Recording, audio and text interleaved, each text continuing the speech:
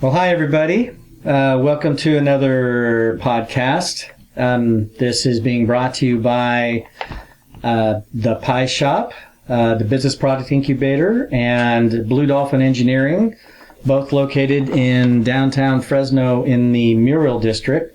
We're at 1755 Broadway Street in Fresno. Today, we have an entrepreneur with us, Wendy Ozburn. It's nice to have you here in the studio. Thanks for having me. Wendy is there's lots of true entrepreneurs that we work with, and she's definitely one of them. We thought it would be a nice subject to have her come in and talk about what her journey was as an entrepreneur. She was born in Long Beach, California, Southern California. And then when she was about 6 years old, she moved to Oakhurst, California. And then at age 11, I think you ended up in Fireball. So she's a honorary Valley person, been here longer than I have. In 2012, she joined the Air Force, and she's stationed at the 144th Fighter Wing, which is the Air National Guard unit in Fresno, California. She's from a family of entrepreneurs. And so I think maybe that's kind of where she got some of this from. So welcome. It's nice to have you here. So let's talk about the process. I don't want to talk necessarily about your idea yet, your invention, your product. Why did you start thinking of doing something? I mean, starting a business, creating a product. What was the impetus behind that? It's a good question. A good question that hardly anybody ever asked me. So I was going through a divorce, 2009, 2010, and I have two daughters that children are always watching, and I was desperate. And I started praying about it, and the answer came very clear that God's given me a bunch of talent, and I've never really exercised it. Okay. And I'm a people person, but I'm resilient, I'm adaptable, but I was thinking, what do I do to put that all together? And it was not a very good time. I've gone through a lot of adversity in my life, but by far that was the worst. And it really made me dig deep and tap into and owning everything that I could possibly do creatively. So I met somebody at a church, and she gave me a gift that inspired this idea, and I brought this gift down to my stomach, and I said, what do you think about a belt buckle? Okay. And she goes, I would totally rock that. Oh, okay. She's about 6 years younger than me, and I took that idea and did a couple sketches. I had no clue what I was doing. Sure. Completely green. Sounds like an entrepreneur. Yes. But I had a lot of, I was excited about it. Sure. And okay. I knew nobody had this idea. So I drove down to LA. I met with a metal foundry and, that sounds kind of familiar, so your need was you were trying to come up with a way to start a business for more reasons, but to make money and to help supplement your income, and so an idea kind of presented itself to you, and that definitely happens from time to time for entrepreneurs. So very cool. So going through this process, you decided to make belt buckles then. Okay, well, there's lots of belt buckles out there. So what's so special about what you decided to do? Okay, well, my first design didn't have interchangeable parts. Okay. And I just knew I had a really good idea. Really didn't know how I was going to do it. So the manufacturer that I was working with, now mind you, I did not have a clue how this was all going to go down. At all. Yes. So they're expecting me to know what I'm doing. I don't know. Just make the darn thing, right? Right, yes, yeah. So I did the sketches. Yeah. Just make it. Yeah, just do it, yes, right? Yeah. And so when I got all the parts back, I'm thinking, this isn't what I was envisioning. Like, this is right. So I had already made a commitment to Valley Children's Hospital to do a fundraising event. Okay. So I'm like, well, I'm not going to back out of that. So I started putting stuff together. I'm like, that's pretty good. Right? Just to get out the door. Place to start? Yes. So I sold 8 buckles. I made $500. And that was wholesale. Not bad. So I figured, I'm onto something, right? Sure, yeah. So then the company that I was working for did a mass layoff. I had worked there for about 10 years in Fresno. And I had used my savings, my retirement to try to facilitate more manufacturing. So I tried centrifugal casting. Okay. But Mark, as we know, centrifugal casting, the tolerances they're going to give eventually because it's with rubber molds. Right? Okay. So, and I learned this along the way. One of these things you learned. One of the 1 or 2 things you learned along the way, right? Yes. Okay. So I sold the buckles, and so I'm trying to backtrack. Okay, so I made a second model. Okay. And it was a lot better. It was an interchangeable design. The same manufacturer down in LA? Same manufacturer. So you went through a process then with him where you went and said, okay, these are the first ones, but I want to make these changes or whatever, right? And so then he used your feedback to create another version. Yes. Then. Okay. And they were very accommodating. I'm a perfectionist. Okay. I cannot take that out of me. Okay. Okay. I remember a telephone call from the manufacturer, and I was Q&Aing it to no ends, She goes, Wendy, Harley Davidson calls me all the time, and they're not as stringent as you are. I'm like, well, I'm not Harley Davidson. That's right. Right? Like, I'm Blue Ribbon Buckle Company. Yeah, okay. I mean, totally different. Yes.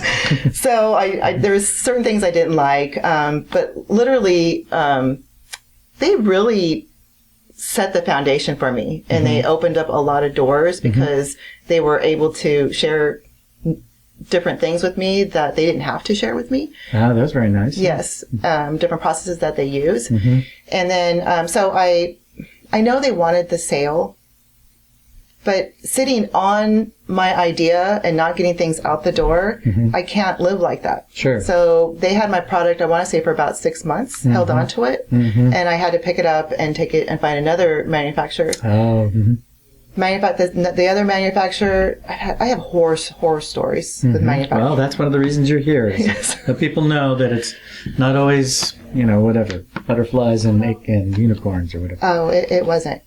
It wasn't. And can I speak candidly right now? No, you can't. Yes, of course you can. Okay. Okay, I had my CCW at that time. Okay. Okay, some of these manufacturers, they're in the hood. Okay? Sure. So, and I've heard stories about, okay, you're going to meet this manufacturer? I'm like, yeah, that's who I'm going to meet by myself. So I drove down to LA, kind of like in the alley, right? Lots of manufacturers in LA. And no, there's not. And he offered to take my purse, and he goes, whoa, like, what's in here? And I go, what do you think's in there? He goes, listen, I don't want any problems. But I heard stories that this guy comes on to women, and wasn't professional. So I was like trying to, back myself, right? Well, sure, yeah. So that went fine. To protect yourself, to be safe. So yeah, I understand that. So he held on to my product too. He said, send me your electronic files. I'm like, hell no. Yeah. You are not getting my electronic files. He did not send me back my molds. Those are it remind me of that movie Joy. Right. He wouldn't give them back to me. That's my property. I paid for it. Another nightmare. Yeah. So now that I have this bad taste in my mouth, and through all this, I mean, I'm getting like ahead of the ball game, but I joined the military, but that's. But that was my second model. Well, so your story, I mean, it's typical. Most entrepreneurs, when they go through this process, they don't know where to go, and they don't know who to ask, and so they use their best judgment, and it's just inexperience. One of the nice things about dealing with either Blue Dolphin Engineering or going through someplace like the Pie Shop is there's just a few things that can. Some straightforward advice maybe, or some advice up front that could help, curtail some of these issues and make your path a little bit easier. But what you're going through is very typical. A lot of entrepreneurs just figure it out on their own, you know, and I think it makes their stories more compelling and more interesting, which like yours. But so, anyways, I'm sorry. So you found we tried to go to a second manufacturer. They weren't much help. So then, okay. So how did you end up with the manufacturer that you're using right now? I mean, how did that happen? And also, at this point, did you have the replaceable?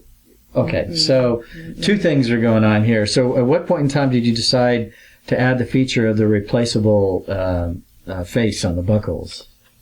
With my second, it was still a prototype because we hadn't mass produced anything. So my second prototype, my best friend calls me. I was at home working in my studio, and she goes, "Do you know how your product breaks?"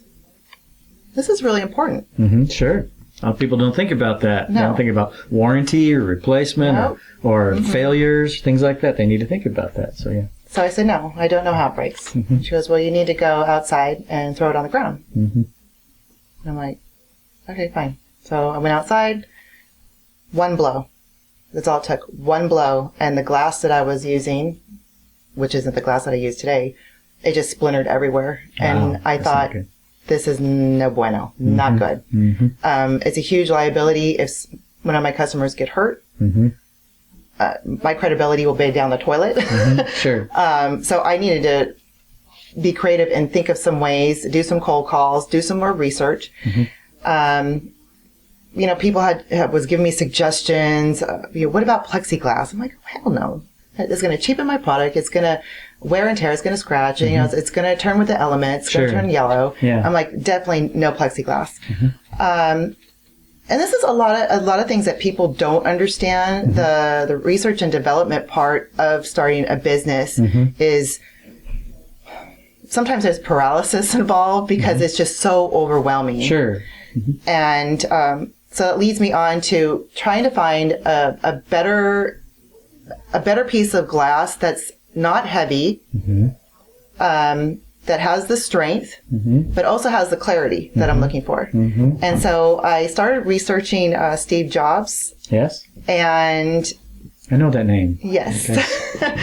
Famous for something. I don't. He went to Corning up in New York, and long story short, he just told the CEO, "Please trust me on this. You need to finish this technology. I need your Gorilla Glass in my technology." So when I called up there, like literally, I had called all over the place. People, and I don't care what people think of me. Like nobody gives a crap. Like this is my bottom line. That's right. Right? They're on a mission, and it's your bottom line. Exactly. Yes. And so people were like laughing at me. Like when I would call, "Ma'am, what are you doing?" It's like, "Oh, you need glass for an accessory." And I'm just like, whatever. Yeah. I'm not entertaining this. No, right. Sure. Yeah. So when I got to Corning, she asked me the same thing. "Ma'am, what do you need our product for?" And I said, "I need it for my accessories." I go, "But please tell me I don't have to go to New York to get this. Please tell me you have a plant here in California." And she goes, "Actually, we have one plant." And it wasn't that far from us. It's in Santa Paula. Oh, okay. Wow, yeah. Yeah, Santa Paula, California. And so I drove down there. I signed all their non-disclosures. And that's what's in the new product. And so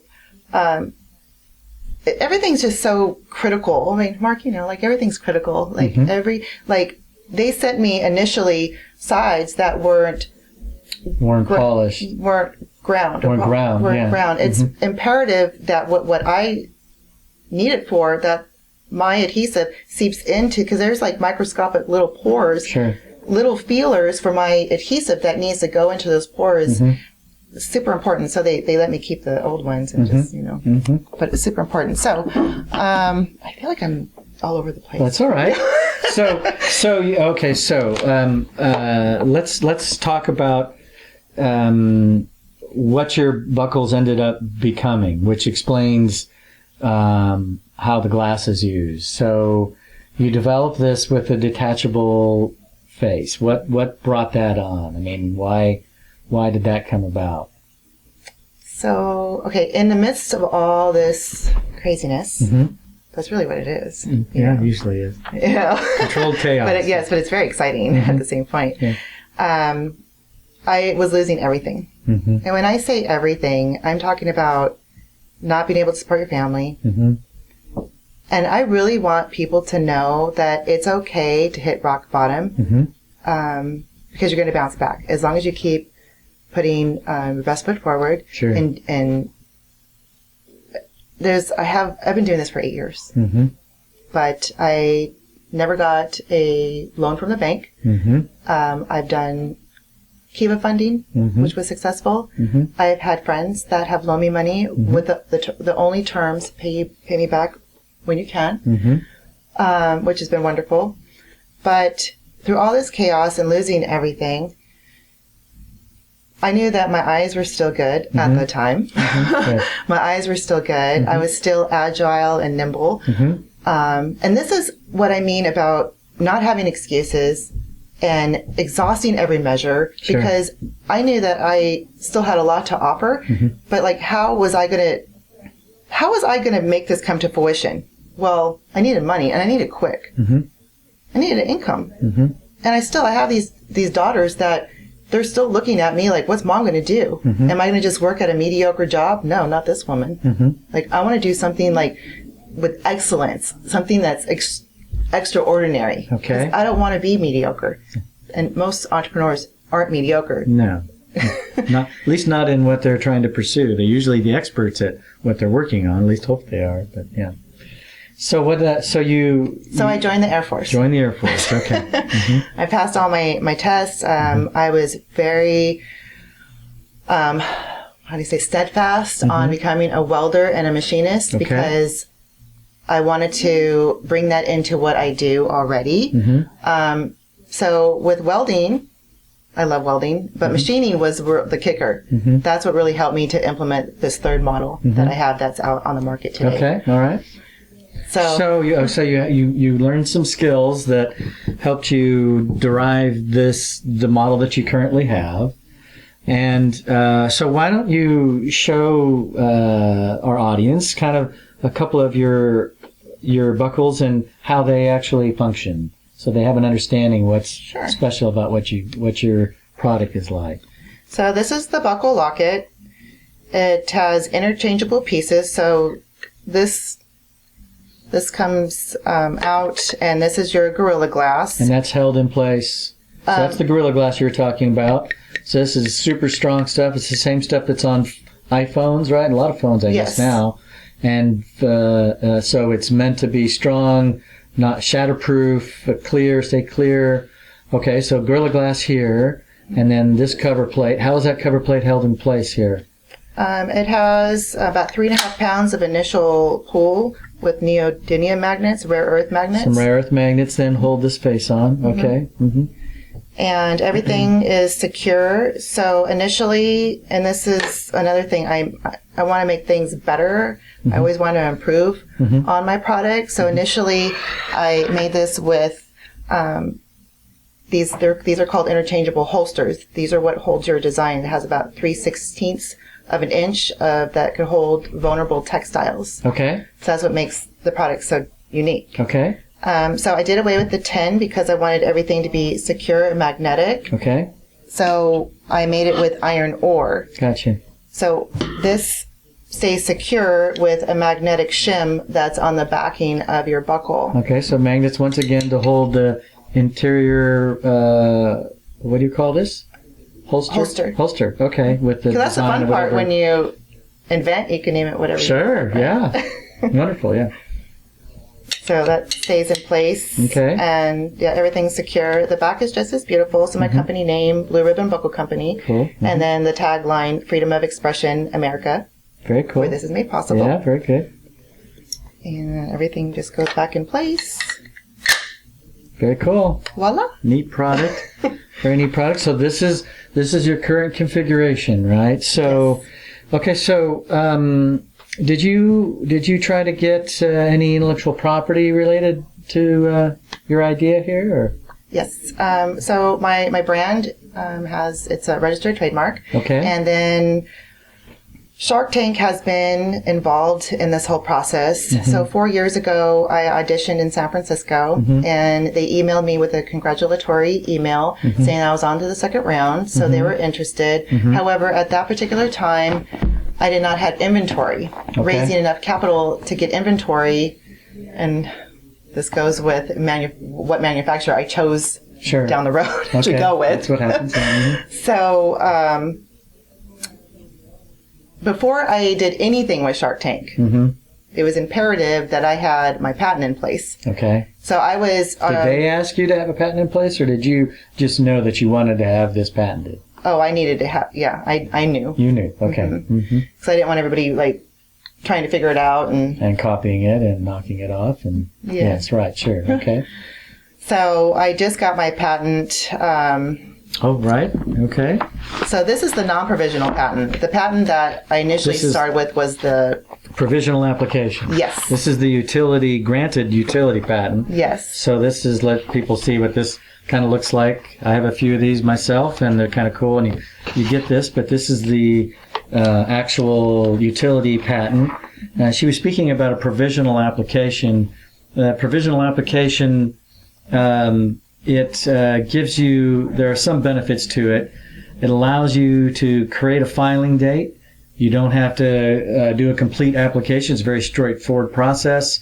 Costs a lot less money to get into patent pending. And it gives you a year then to convert it to a utility application, which then, after a few years, if you're lucky, you get the utility patent itself. And that's what she has right here, which is a very cool thing to have, especially when you're actually making the product that you got the patent for. And the only reason I say that is there are many, many, many patents that have been issued that nothing ever happens with. So people get patents and don't even use them. So it's kind of cool seeing it being put to use. So you got your patent in pending, okay, and you continue to talk with Shark Tank, or... Well, my patent is extremely important to me because, not only because I need it to protect myself, but I couldn't afford a patent attorney. So again, when initially through all this process, before I even started Blue Ribbon Buckle Company, like, I don't realize how smart I am until you put an application, like, at least try. Sure. Right? I don't have $8,000, $10,000, $12,000 for a patent attorney. Right. So I literally had to apply myself. I had my laptop, I had references, I had other people's patents. How do you write this? A lot of people don't know with the United States Patent and Trade Office that they have people there just for people like me that can't afford patent attorneys. That's a really good point. So tell us how that worked. How did you find out that they had people to help you with your application? I do a lot of calling. Okay. A lot of 800 very determined numbers. Sounds like, yes. Yes. And they're there. These are retired patent attorneys that just want to help you. I don't know how they're getting paid. That's not for me to know, but they're there to help you. And any questions that you have, and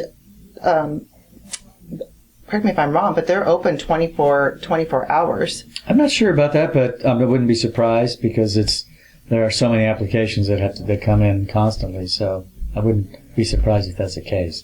So I run my patent by them, and they would, oh no, you need to correct this again, and until it was just all solidified. And then finally, I even sent my patent agent a gift card because I was just, wow, like, you gave this to me, right?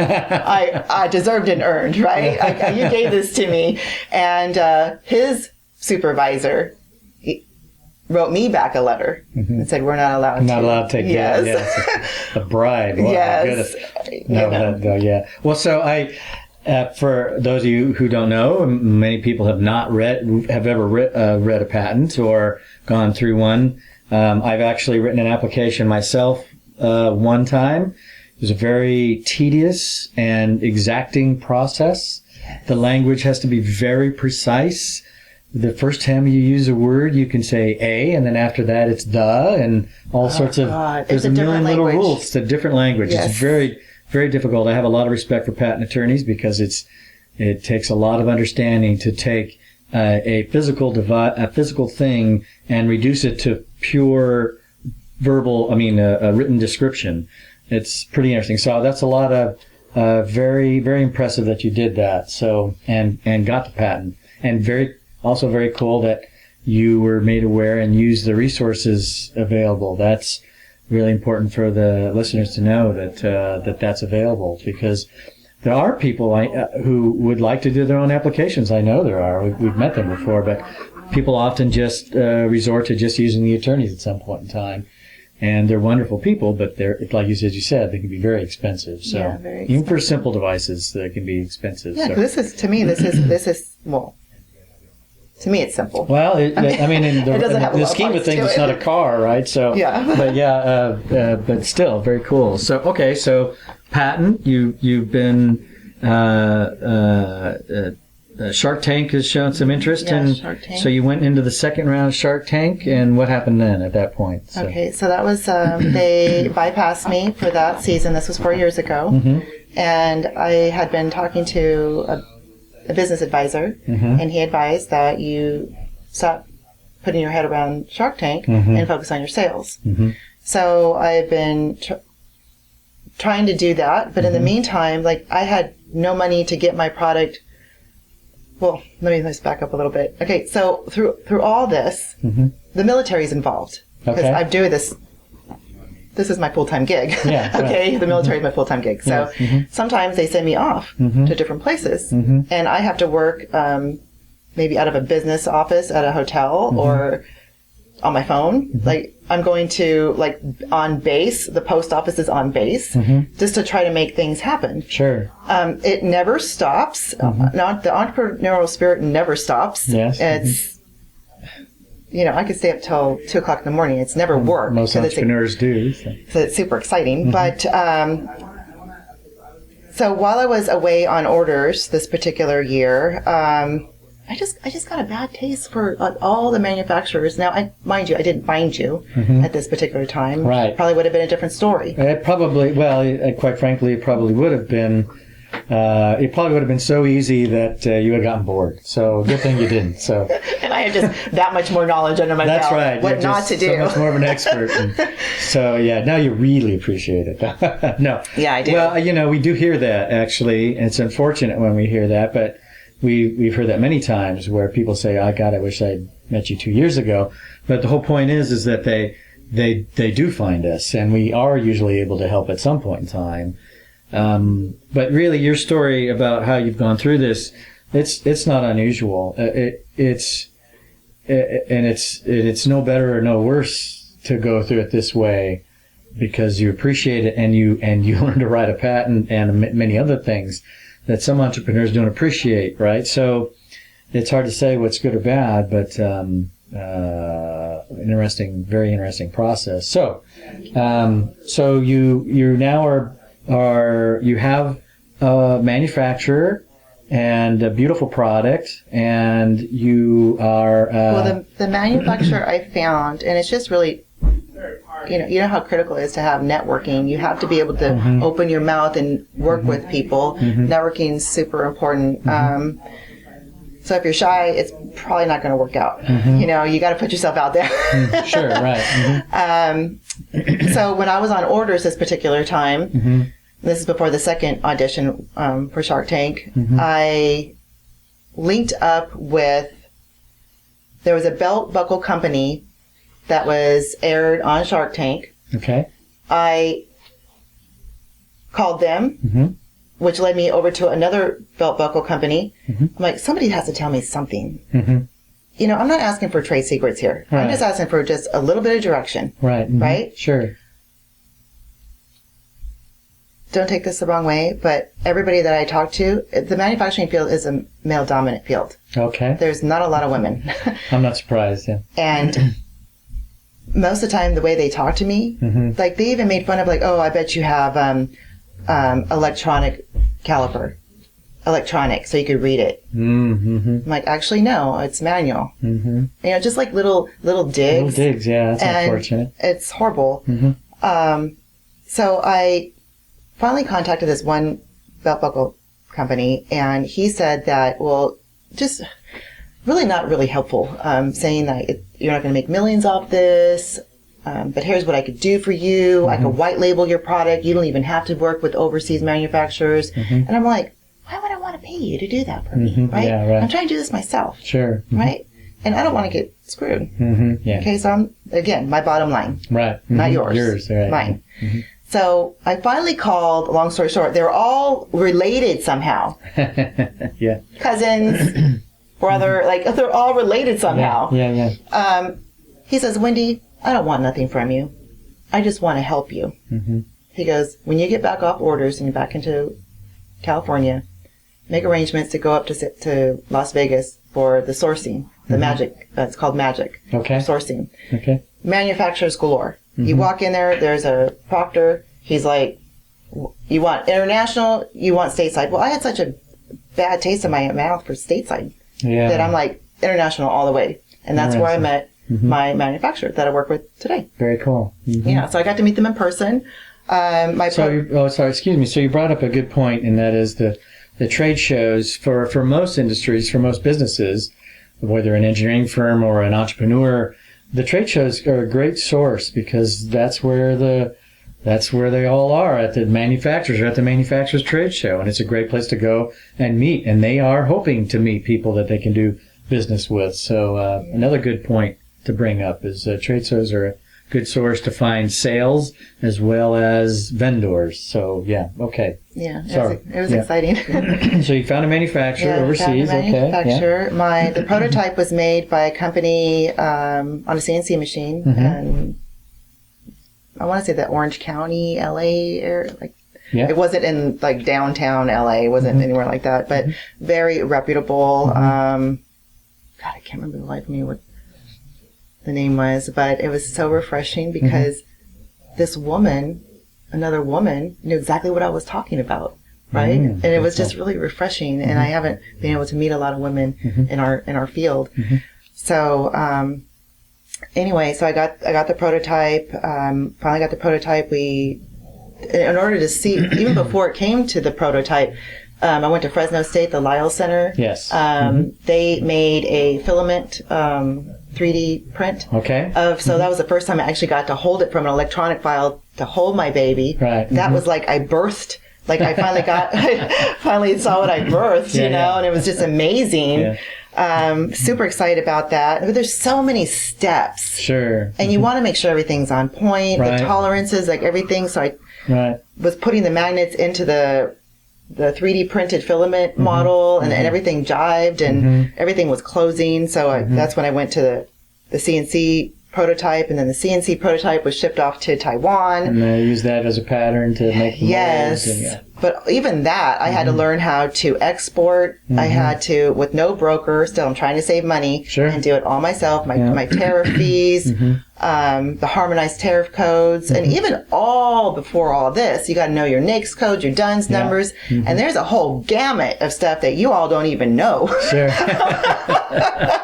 Yes, yeah. So it's pretty intense. Well, it does sound pretty intense. So what an interesting journey.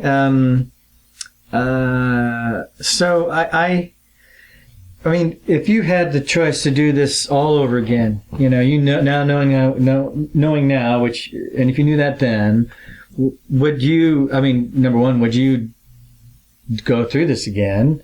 And number two, how would you approach it differently now, knowing what you know now? I mean, obviously you know a lot, but I mean.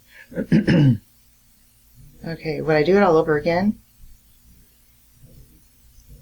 The military has been imperative with all this. I didn't know what a veneer caliper was. Sure. Okay.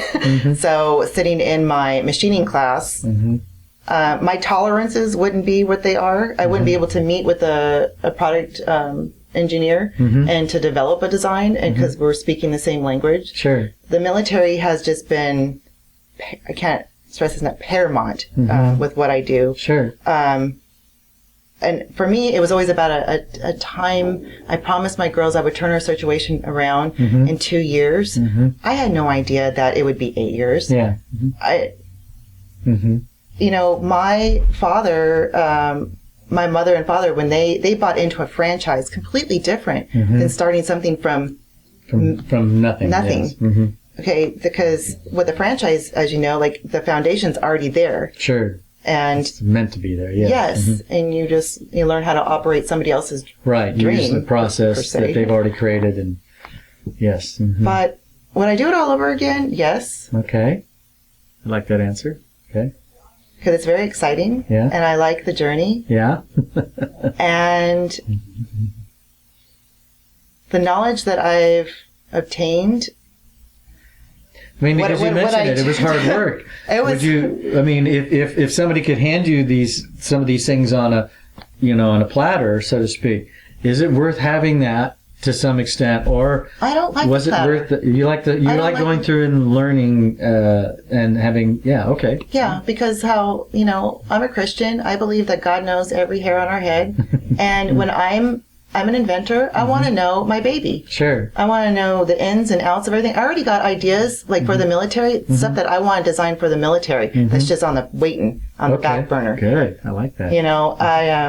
And yes, it does solve a problem. This probably doesn't solve a problem, but it's super fun. Right. And it's new and it's exciting and people gravitate to that. Yes. Yeah. Well, nice product. So, well, very cool. I don't know what any advice you want to give or any last thoughts you want to give to people about about your journey and things like that? Well, I know it's kind of redundant, but I know it's like never give up. Okay. I have had a lot of setbacks, a lot of setbacks. Sure. And what people don't understand is setbacks is normal. Sure. A lot of people don't talk about setbacks. Yeah. Right. They don't. They don't talk about the failures that lead to the final solution or the final success. And I forget who said this. I don't think it was Edison, but it may have been Edison, actually. He said that most people give up right before they figure out what they need to figure out. And so being tenacious and pursuing your idea is pretty important to getting there. And to think that it goes just so simply with never making mistakes or not having hardships or having problems, that's just not normally the case. Even for myself and my own businesses that I've had for 20 years, I still go through issues trying to figure things out because nothing ever stays the same. No market ever stays the same. No customer base stays the same. No process stays the same. No competition stays the same. Nothing ever stays the same. So you can't rely on that, which means you constantly need to be focusing or adapting or learning, so that process is a long process. So you would take that. You're happy about taking that path and learning from everything you learned from it then. Yeah, I'm stronger. I'm obviously more knowledgeable. Sure. And not just that, like my big takeaway from all this is I want to be able to help other people, but not just any person. Like I edify with people like me, people that don't have deep pockets. Sure. Okay, I want to be able to help people like me. Sure. Because I have all this information, and God says there's 3 T's. There's time, talent, and tithe. Okay. Okay?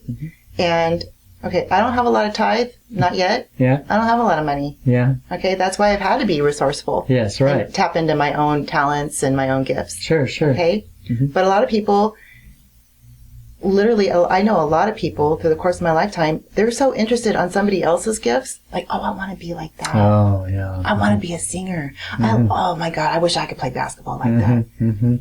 As soon as you lose that kind of get rid of that. As soon as you tap into your own gifts, like, you're going to be amazed at what you could do. Very cool. Because most people know what they're good at. They're just too afraid to try. Sure. And you should know that, like, really when you're small, like what makes you happy and what you're passionate about. Yes. I've always loved drawing. Yes. Any kind of, you give me something, like these are talented hands. I've even fixed, even flesh I've put together. And Oh, a doctor that's- says they couldn't, the doctor says I couldn't have done a better Pretty job. good. I've never done that. So. So, like, long story. Okay. I guess, yeah. Another episode. Yes. But, I want to gravitate to people more like me. I have all this knowledge. When it's time, talent, and tithe, maybe I don't have a lot of time because I'm doing Blue Ribbon Buckle Company. I'm serving our country. I'm a grandma. Like, I'm doing all these different things. I go, but I can arrange my schedule. Sure. That's the whole beauty of being a Western woman. Like, I am in America. I have the capabilities and the freedoms to do certain things that maybe another woman in a different country couldn't do. Sure. Okay. So I'm not about excuses. Like, that doesn't really go well with me. Sure. Like, find a way, you know, because there's a will, there's a way. There's always a way. And with other talent, I have a shit ton of talent. like it's like exuding. Okay. Good. So I just want to be able to help people. So along those lines, I believe you've decided to be a mentor with the pie shop with Yes, some of that, sir. all that extra time you have. Yep. Well, I know whenever time you do have, which is wonderful. People should keep that in mind because a lot of people are going to have questions related to the things that you've gone through, and they're going to want to have understanding, even if they're not capable of doing the work. At least if they understand more about it, it could be very helpful for them. And knowledge is power, right? So. The pie shop, we really appreciate the fact that you're going to be involved. We can use all the mentorship talent that we can get. So that's a wonderful thing. And I want to get the pie shop out there. Yes. Because it's super important. If having a product incubator, I wish when you asked me something that I would have done differently, I wish I would have been able to know about this because I needed a hub with all the resources. Right. It's taxing trying to figure out like, okay, now where do I go now? You know, and because you have the mentors. Yeah, there's government entities like Sure. SCORE and SBA. Yeah, I get that. And I've been there and they're good resources. Yes. Here's another thing I learned. Okay, you can't count on somebody else to follow up with you. Right. You've got to put in the work. Right. If somebody doesn't call you back, you need to call them. Yes. Yeah. And You always have to be your own biggest advocate and own biggest driver. Yes. and it comes down to that bottom line again. Yes, absolutely right. Good attitude to have. Well, I really appreciate you being on our podcast today.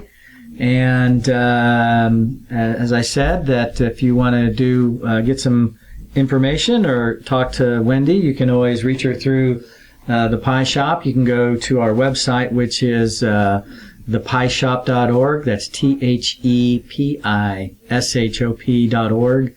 Or you can always call us at 559-481-5004. And we'd be glad to talk to you or hopefully put you in the right direction. So, once again, thanks, Wendy. Really appreciate you being here. Neat story.